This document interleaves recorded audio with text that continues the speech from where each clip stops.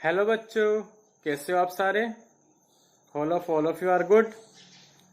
तो आज हम एक न्यू चैप्टर स्टार्ट करने वाले हैं। Chapter number 13, motion and it's time. तो ये क्लास 7th का 13 चैप्टर है, मोशन एंड टाइम। तो एक्चुअली मोशन क्या होता है और वो टाइम के साथ किस तरीके से रिलेट करता है। मान लो कोई भी चीज है, कोई भी ऑब्जेक्ट है, तो वो टाइम के साथ मूव कर रहा है। ठीक है, टाइम के साथ क्या कर रहा है, मूव कर रहा है। ठीक है, जैसे आप प्रेजेंट में आप मेरी वीडियो देख रहे हो, तो वीडियो क्या हो रही है, आगे बढ़ रही है किसके साथ, टाइम के साथ। तो एक ऑब्जेक्ट एक जगह से दूसरी जगह मूव कर रहा है और साथ में क्या हो रहा है, कुछ टाइम यूटिलाइज हो रहा है। मान लो मैं आपको एग्जाम्पल के थ्रू समझाऊं। मान लो एक गाड़ी है, वो यहां से चली और 5 किलोमीटर जाके रुक गई, तो उसका मूवमेंट हुआ यहां से लेके उस 5 किलोमीटर तक। ठीक है, तो ये क्या, उसका मोशन हुआ, यानी उसने टाइम लिया। मान लो 10 मिनट उसने यहां से वहां तक पहुंचने में ले लिए, तो वो क्या होगा, उसका मोशन हुआ। तो मोशन क्या कह सकते हैं हम, any substance which move one place to another with time. ठीक है, तो ये क्या हो गया, मोशन हो गया। तो इसी के बारे में हम पढ़ते हैं, टाइप ऑफ मोशंस क्या होते हैं उनके बारे में जानते हैं। तो वन बाय वन हम उनके बारे में जानते हैं। Okay students, let's go. Motion and time, तो हमारा न्यू चैप्टर है, चैप्टर नंबर 30, क्लास 7th। ठीक है, तो हम क्या पढ़ने वाले हैं, मोशन एंड टाइम के बारे में। एक्चुअली जो मोशन होता है वो हम कह सकते हैं the movement of N object is called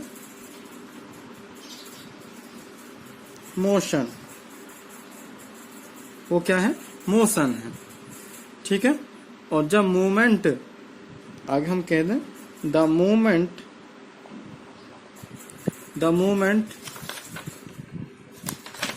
हम कह सकते हैं the movement in which things, ये these things are occur is called time.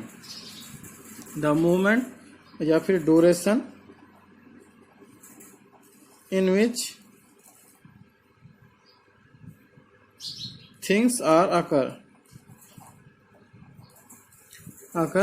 Is called time.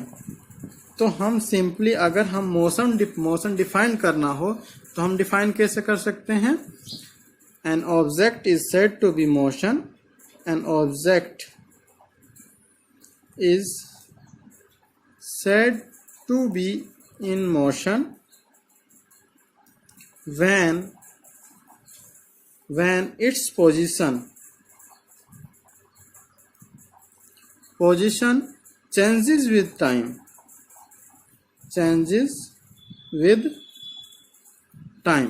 Time के साथ उसका चेंज हो जाए। जैसे मान लो मैं एक आपको एग्जांपल दूं, ए car changes its position with time। ठीक है, तो ये क्या है, उसका मूवमेंट हुआ। आगे बात समझ। तो ये क्या है, हमारे पास डिफरेंट टाइप्स के हम कह सकते हैं कि मूवमेंट हो रहा है मोशन के साथ, यानी कोई चीज मूव कर रही है विद टाइम के साथ, तो ये क्या हो जाता है, हमारा मोशन हो जाता है। अब जो मोशन होता है वो हमारा कितने टाइप्स का होता है, 4 टाइप्स का होता है। जो मोशन होता है वो हमारे कितने टाइप्स का होता है, 4 टाइप्स का होता है। जो हमने 6th क्लास में पढ़ा है, कौन कौन सा मोशन होता है, देयर आर, हम लिख सकते हैं there are 4 important types of motion. First कौन सा है आपका, रेक्टिलिनियर मोशन हो गया। सेकंड कौन सा है आपका, सर्कुलर, नाम इंडिकेट कर रहा है इसका, तो सर्कुलर मोशन। थर्ड हो गया आपका रोटेशनल, ठीक है, rotational motion. And fourth one हो गया पीरियोडिक। अब इनके बारे में वन बाय वन हम जानते हैं। सबसे पहले हम बात कर रहे हैं रेक्टिलिनियर। तो इसमें क्या होता है, कोई भी मोशन हो वो किस में हो, एक स्ट्रेट डायरेक्शन, स्ट्रेट लाइन में हो। कैसा हो, स्ट्रेट लाइन में हो, ठीक है, उसको क्या बोलेंगे, रेक्टिलिनियर मोशन। ठीक है, मान लो एक गाड़ी है, वो एक स्ट्रेट लाइन रोड पर मूव कर रही है, ये बुल कार्ट है वो मूव कर रहा है एक स्ट्रेट रोड पर, तो वो क्या हो गया, इसका एग्जाम्पल हो गया। ठीक है, जो परेड करते हैं, मार्च पास्ट करते हैं, ठीक है, एक ट्रेन है वो स्ट्रेट रोड पे, स्ट्रेट ब्रिज पे मूव कर रही है, वो क्या हो गया, रेक्टिलिनियर मोशन हो गया। दूसरा हम बात करें सर्कुलर मोशन, यानी वो कैसा शेप ले, सर्कुलर पाथ का शेप ले। When object moves along a circular path it is called circular motion.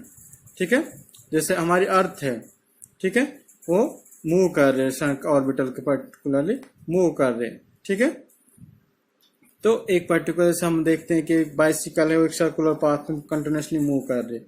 ठीक है, जिस पेडल होते हैं, बाइसिकल के पेडल होते हैं, वो सर्कुलर पाथ में मूव करते रहते हैं, तो वो क्या है, उसका सर्कुलर मोशन हो गया। ऐसे ही रोटेशनल मोशन है। ठीक है, जब हमारे पास एक ऑब्जेक्ट टर्न हो अबाउट ए फिक्स एक्सिस, तो उसको क्या बोला जाता है, रोटेशनल मोशन बोला जाता है। ठीक है, एक फिक्स एक्सिस पे वो रोटेट कर रहे। ठीक है, जैसे अर्थ एक फिक्स ऑर्बिटल पे वो क्या कर रहे, रोटेट कर रहे। जैसे पंखे की पंखड़ियां होती हैं, वो फिक्स एक्सिस पर रोटेट कर रहे, तो उसको क्या बोला जाएगा, रोटेशनल मोशन बोला जाएगा। नेक्स्ट है पीरियोडिक मोशन। जैसे आपके पीरियड्स लगते हैं, मान लो डेली आपका थर्ड पीरियड मान लो साइंस का होता है, तो नेक्स्ट डे भी किसका होगा, साइंस का होगा। तो एक पीरियड्स के बाद वही चीज रिपीट हो रही है, तो motion which repeats itself after a regular interval of time. ठीक है, उसको क्या बोला जाता है, आपका पीरियोडिक मोशन बोला जाता है। ठीक है, जैसे मान लो एक एथलीट से वो रन कर रहा है, एक पर्टिकुलर पीरियड के बाद वो 100 मीटर कवर कर रहा है। ठीक है, मान लो जो स्विंग हो रही है, झूला होता है, जैसा आपने पेंडुलम देखा होगा, आपने घड़ी देखी होगी, वो पर्टिकुलर पीरियड के बाद वहीं पे आ जाती है। ठीक है, तो ये क्या है आपके मोशंस के बारे में, ये हमने ऑलरेडी 6th क्लास में पढ़े हुए हैं, तो हम इनके बारे में थोड़ा सा जान लेते थे। ठीक है, नेक्स्ट हम जो बात कर रहे हैं स्लो एंड फास्ट, किसकी बात कर रहे हैं, slow and fast moving objects के बारे में बात कर रहे हैं।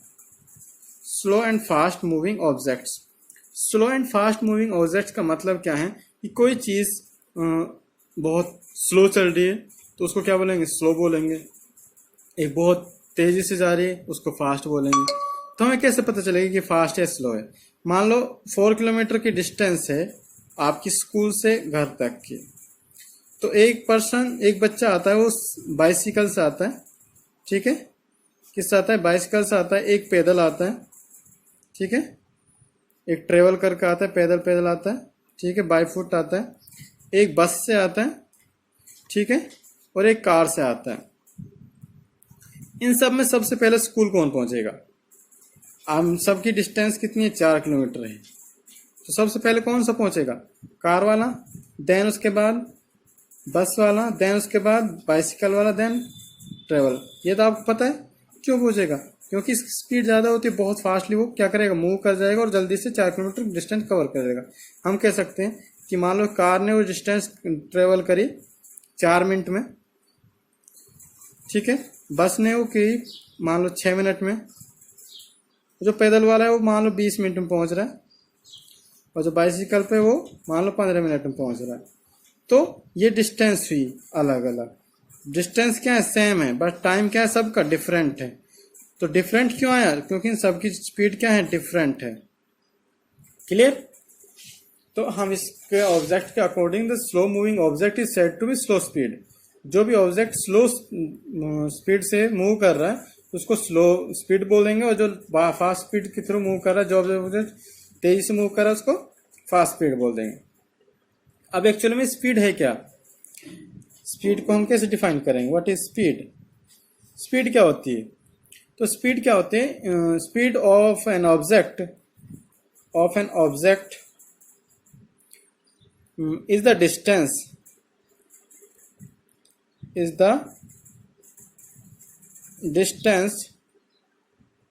traveled by it in unit time. तो वो क्या हो गया, हमारी स्पीड हो गई। तो स्पीड को हम कैसे कह सकते हैं, speed is equal to distance travelled upon में टाइम टेकन। तो हमारी क्या निकल कर आ जाएगी, स्पीड निकल जाएगी। मान लो मैं आपको एक एग्जांपल दूं कि मान लो एक कार है, उसने 100 किलोमीटर की डिस्टेंस ट्रेवल करी और उसने 4 घंटे लग गए। उसको कितने लग गए, 4 घंटे लग गए।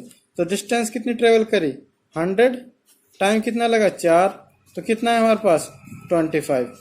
तो उसकी स्पीड क्या हो गई, 25 kilometre per hour, 25 kilometre per hour. ठीक है। और इसी तरीके से अगर आपको इसका जस्ट अपोजिट निकालना, डिस्टेंस ट्रेवल निकाल ली हूँ, तो आप क्या करोगे, इसी फॉर्मूले को मॉडिफाई करोगे। क्या करोगे, स्पीड क्या थी और टाइम कितना लगा। ठीक है।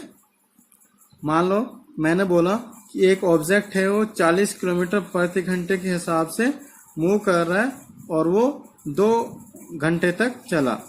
तो हम क्या कह सकते हैं, 40 इंटू 2 कितना आ गया, 80। तो इसका मतलब उसने 80 किलोमीटर की डिस्टेंस ट्रेवल करी। ठीक है। ऐसे ही टाइम टेकन, अगर मैं टाइम टेकन निकालूं, टाइम टेकन तो कैसे निकलेगा, डिस्टेंस ट्रेवल्ड और दूसरा स्पीड। तो मान लो मैंने कहा कि एक ऑब्जेक्ट ने 100 किलोमीटर की डिस्टेंस ट्रेवल्ड करी एंड उसकी स्पीड थी 20 किलोमीटर पर आवर। तो उसे कितना टाइम लगेगा, तो हम कितना आएगा, 5 आवर्स उसे लगेंगे पहुंचने में 100 किलोमीटर। ठीक है। तो इस तरीके से हम निकाल सकते हैं। अब बात करते हैं हम यूनिट्स की। यूनिट्स क्या होती हैं, जो स्पीड होती है हम उसकी यूनिट्स क्या होती है। अभी हमने लिखा 25 किलोमीटर पर आवर, या फिर मैंने बात की 80 किलोमीटर पर आवर। तो ये क्या है, किस तरीके से निकले, पर आवर कैसे निकाला हमने।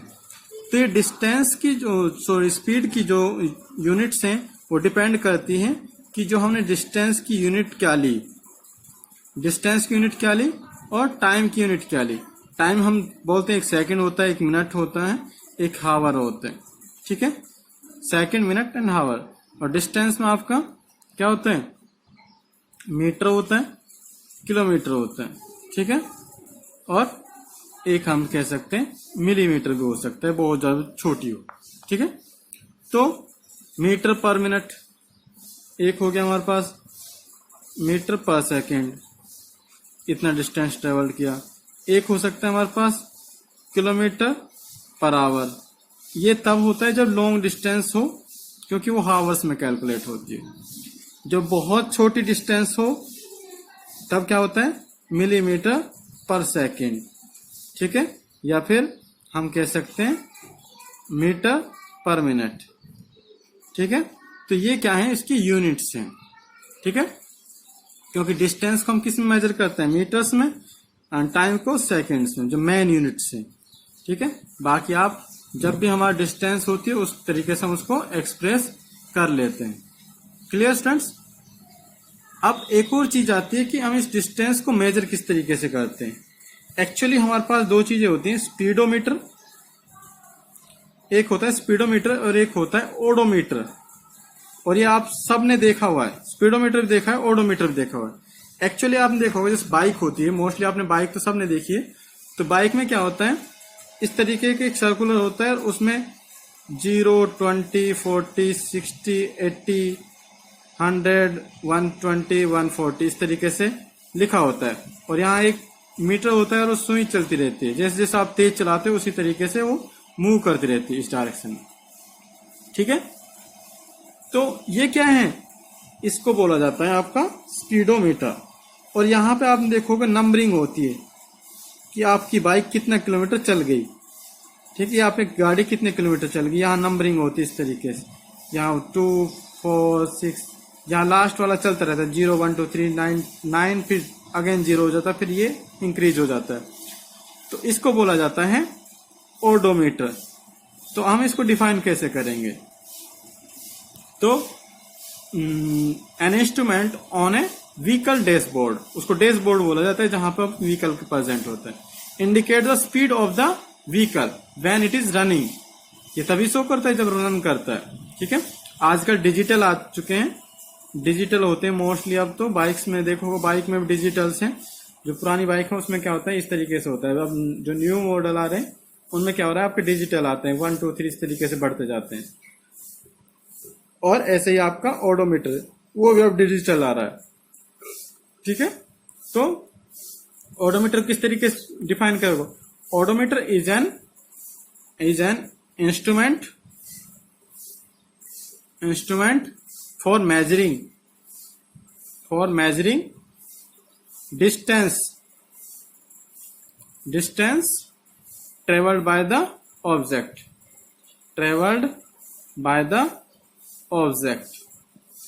ठीक है, तो आपको ये चीज क्या है समझ में आ गई होंगी। हम स्पीड कैसे निकालते हैं, उसकी डिस्टेंस किस तरीके से पता करते हैं।